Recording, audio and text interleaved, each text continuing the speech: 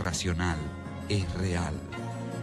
Georg Wilhelm Friedrich Hegel, prefacio a Principios Fundamentales de la Filosofía del Derecho.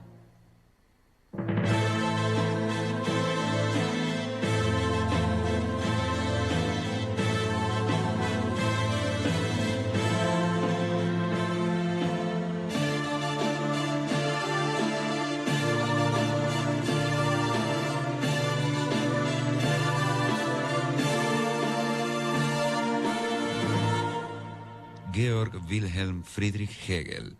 Hegel tenía clara idea de que estamos en un cambio radical de época, que el viejo mundo se desmoronaba y que síntomas como el aburrimiento, la sensación de vacío, incluso cierta liviandad y trivialidad reinantes eran justamente síntomas de que este mundo ya era insostenible, vale decir, el mundo de la modernidad.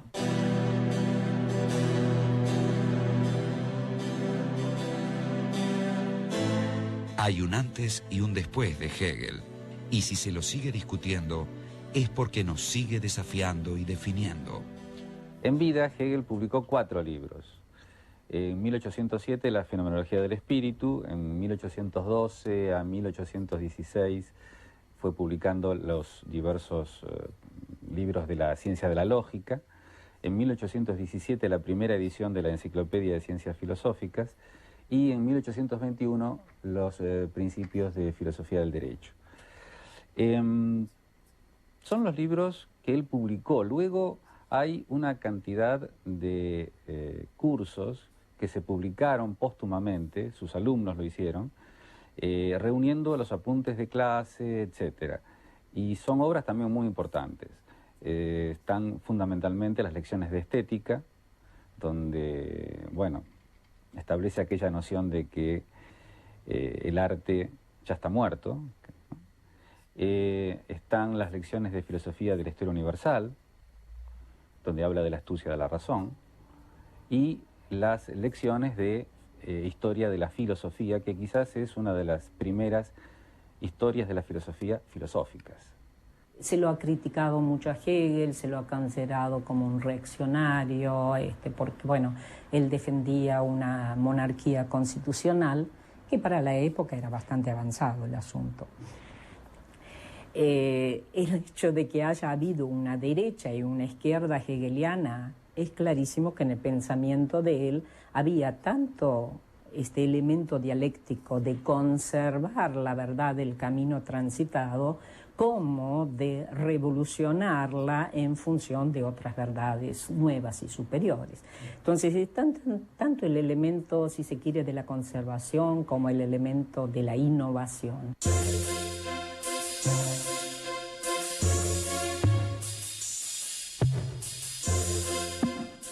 Georg Wilhelm Friedrich Hegel nació en Stuttgart, una ciudad al sur de Alemania que pertenecía al Imperio Prusiano en 1770. Su padre era funcionario fiscal del ducado. A los 18 años, el joven Hegel se inscribió en la Universidad de Tubinga para cursar la carrera de teología. Trabó allí amistad con 2 jóvenes que serían clave para la cultura romántica alemana: el filósofo Friedrich Wilhelm Joseph Schelling y el poeta Friedrich Hölderlin. Los 3 amigos compartieron habitaciones, estudios e ideales. Al finalizar sus estudios y consciente de su falta de vocación para la carrera eclesiástica, Hegel se ganó la vida como preceptor en familias acomodadas. Recién en 1801 obtuvo, gracias a la recomendación de Schelling, una cátedra en la Universidad de Jena. Su primer texto importante no aparecería hasta 1807. Se trataba de la Fenomenología del Espíritu, concebida por Hegel como una introducción a su sistema filosófico. La Fenomenología del Espíritu va a ir estudiando las diversas figuras de la conciencia, desde la conciencia sensible hasta el saber absoluto, o sea, el saber del absoluto que se sabe a sí mismo.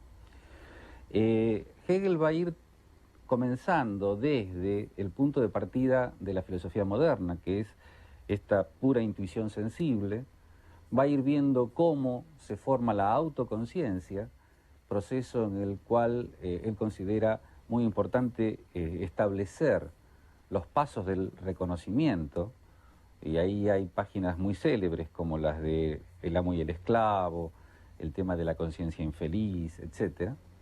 Y llegar finalmente a el modo en que la conciencia está más allá de sí. Para Hegel, el individuo y todo, las partes, digamos, finitas, que están en nuestro conocimiento habitual, pertenecen a lo infinito y son manifestaciones de lo absoluto. Son 8 capítulos. El primero, la certeza sensible, el segundo, la percepción, el tercero, el entendimiento, el cuarto, la autoconciencia, el quinto, la razón, el sexto, el espíritu, el séptimo, la religión y el octavo, el saber absoluto. ¿Qué es todo ese conjunto? Hay muchos criterios. El mismo autor da el criterio para dividir la obra en dos, como para abrirla en dos. A partir de el capítulo 6, tendríamos los capítulos propiamente del espíritu y los anteriores corresponderían más estrictamente a la conciencia. Lukács, uno de los intérpretes, diríamos clásicos, de la obra, dice que lo que la obra hace es recorrer 3 veces la historia.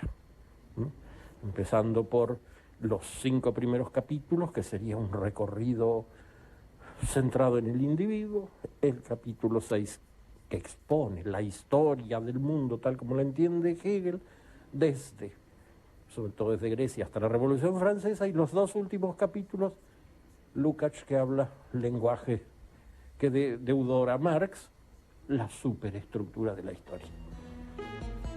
La fenomenología del espíritu dibuja las figuras de la conciencia, desde la mera conciencia sensible, pasando por la autoconciencia, hasta llegar al saber absoluto, o sea, a la conciencia de que en el propio pensamiento el absoluto se piensa a sí mismo.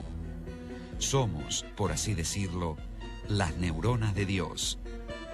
Toda afirmación, como todo fenómeno, se encuentra inmerso en un contexto de referencias, de relaciones, y no hay nada fijo.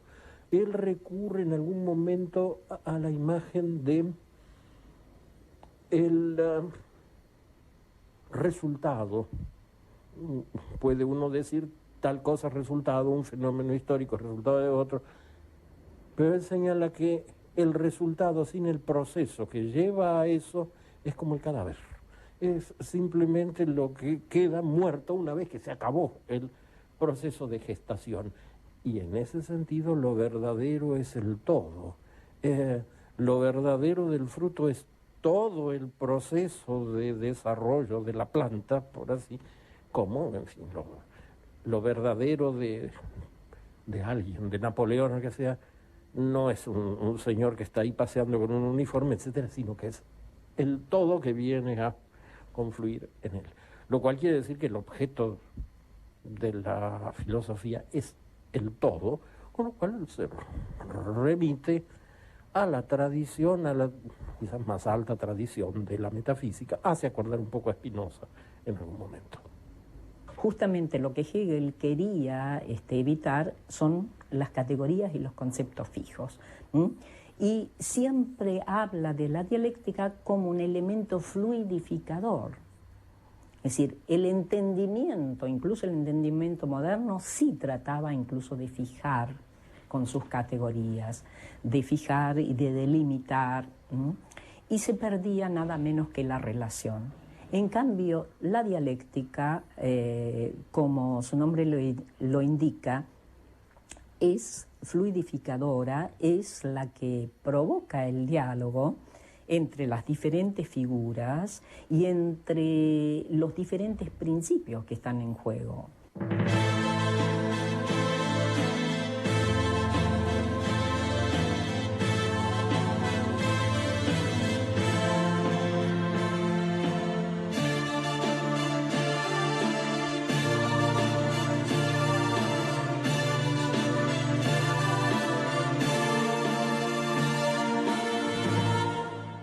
Georg Wilhelm Friedrich Hegel.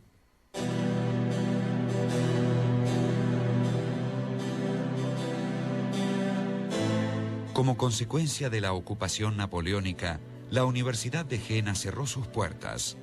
La situación económica de Hegel se hizo insostenible. Con el apoyo de algunos amigos, editó un periódico en Bamberg, hasta que en 1808 fue nombrado rector del Colegio de Nuremberg, cargo que ocupó durante 8 años. La fenomenología del espíritu pronto comenzó a reeditarse y traducirse, dándole renombre, aunque no fortuna. En 1810, Hegel conoció a Marie-Helene Susanna von Tucher, de 21 años, hija de un senador y burgomaestre de Nuremberg, y contrajo matrimonio con ella. La pareja tendría pronto 3 hijos. En ese tiempo, Hegel escribió también una de sus principales obras, La ciencia de la lógica. A consecuencia del prestigio ganado, la Universidad de Heidelberg le ofreció una cátedra de filosofía que él aceptó. La idea principal de la ciencia de la lógica, y que es la idea a partir de la cual va a tener sentido el método dialéctico propuesto por Hegel, es que es imposible mantener la separación entre finito e infinito. Tradicionalmente, lo infinito y lo finito se consideraban opuestos. Lo finito es lo que no es infinito, lo infinito es lo que no es finito. Pero si pensamos esto así, al pensar lo finito como lo otro de lo infinito tendría un límite, y ese límite estaría en la finitud. Entonces lo infinito no sería infinito. La única forma que yo tengo de pensar lo infinito es integrando lo finito. Y por lo tanto, lo finito mismo no sería otra cosa que la manifestación de lo infinito. Dicho de otro modo, lo absoluto se va a realizar y se va a expresar a través de los entes particulares. El problema fundamental es cómo relacionar lo finito con lo infinito. Si se pone lo infinito más allá de lo finito, lo incondicionado como una especie de número inalcanzable al estilo kantiano, se llega al absurdo que entonces el infinito tiene algo que lo limita, algo que lo excluye, entonces no es tan infinito como se hace, como por lo que se hace pasar. Y viceversa, una finitud que no tenga relación con lo infinito, que no sea capaz de entrar en relación y de constituir sistema con otros, se liquida a sí misma. Es decir, carece de consistencia, se vacía, no se puede determinar, no se puede enriquecer.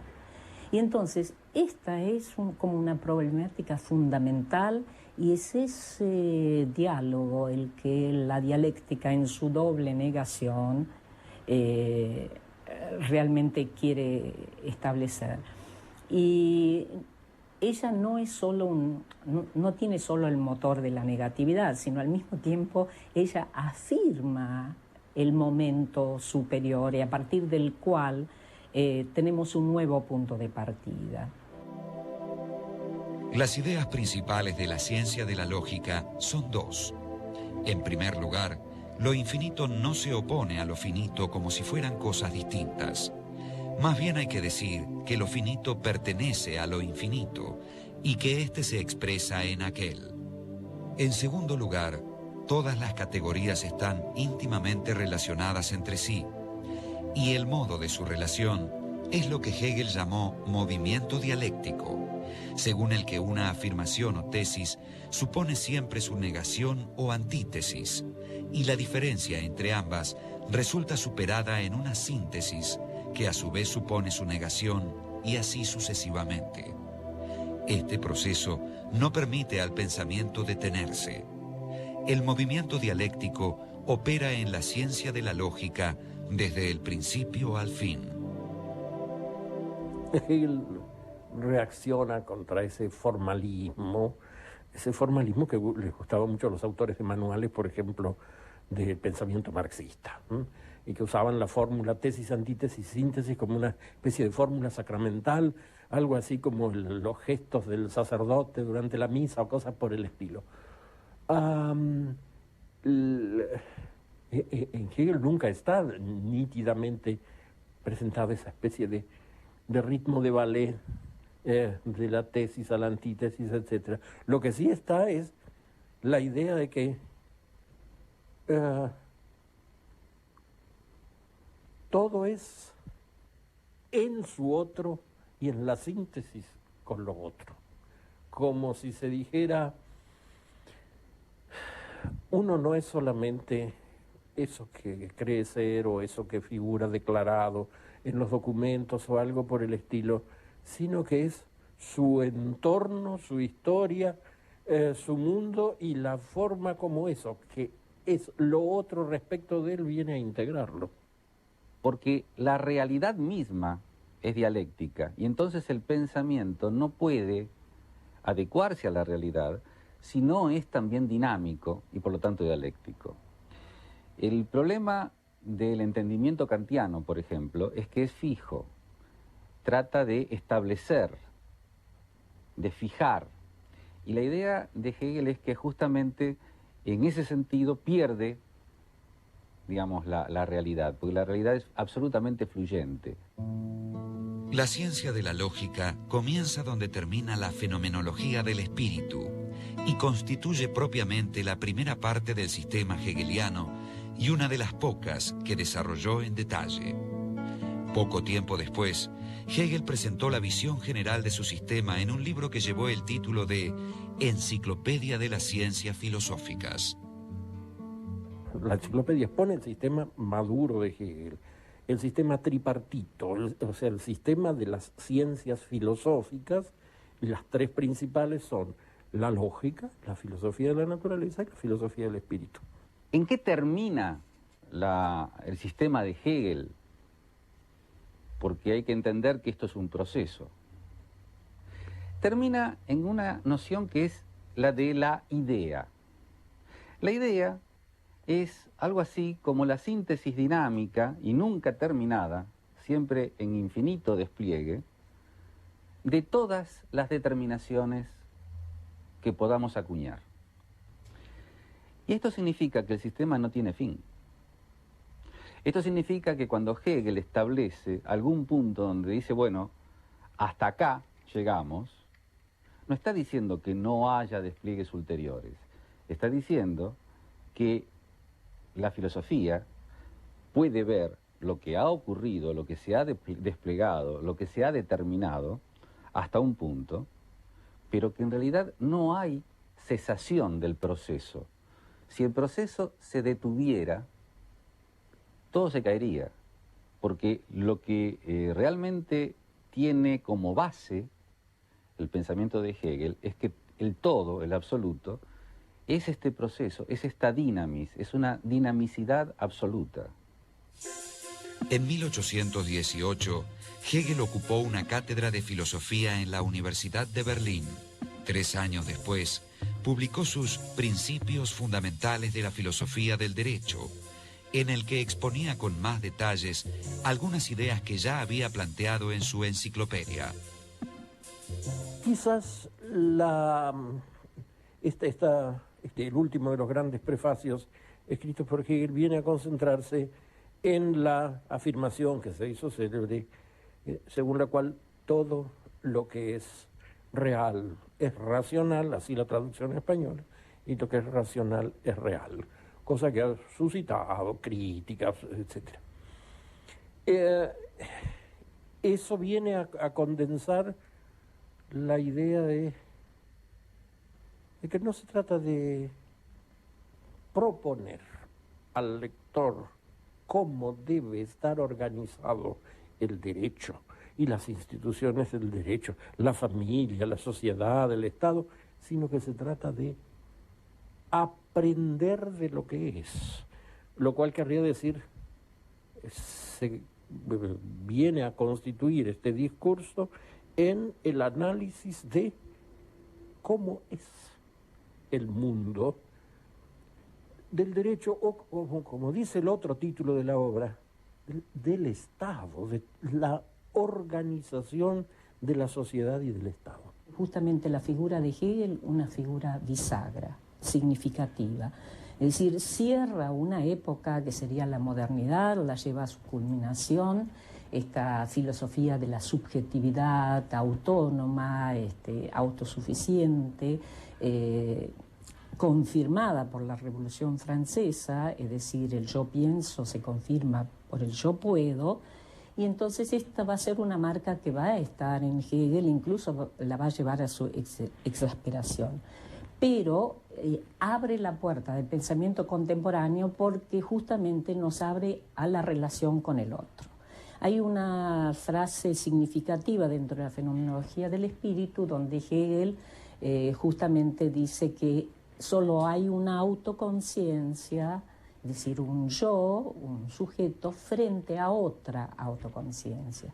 El ingreso del otro, entonces, en la relación consigo mismo, evidentemente la hace estallar y en conflictos, pero al mismo tiempo la enriquece enormemente en ese intercambio. La importancia de Hegel en la historia de la filosofía no puede ser exagerada. Es prácticamente la filosofía en la que culmina la historia del pensamiento occidental desde los presocráticos. Trata justamente de cobijar a todos los filósofos anteriores como momentos previos de su propio sistema, y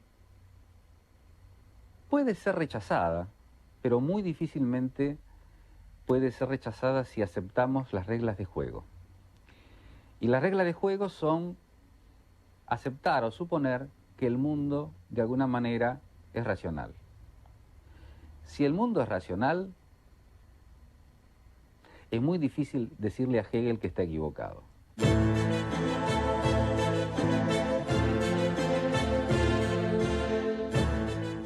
Hegel fue nombrado rector de la Universidad de Berlín en 1829. El 14 de noviembre de 1831 murió abruptamente a causa del cólera. Fue sepultado con grandes honras y pronto sus discípulos publicaron los textos de sus clases y cursos sobre historia de la filosofía, filosofía de la historia universal, estética y otros temas. El sentido global de la filosofía hegeliana sigue siendo materia de discusión. Afirmó, por ejemplo, la identidad de la naturaleza humana con la divina, pero esa concepción fue interpretada en diferentes maneras. Para algunos de sus discípulos significó que lo humano era nada menos que divino. Para otros, que lo divino era nada más que humano. En cuanto a Hegel, él pretendió siempre estar más allá de teísmos y ateísmos, de derechas o izquierdas, de conservadurismo o revolución. Entendía que su filosofía era nada menos que la expresión del absoluto, o sea, un momento del autoconocimiento del todo.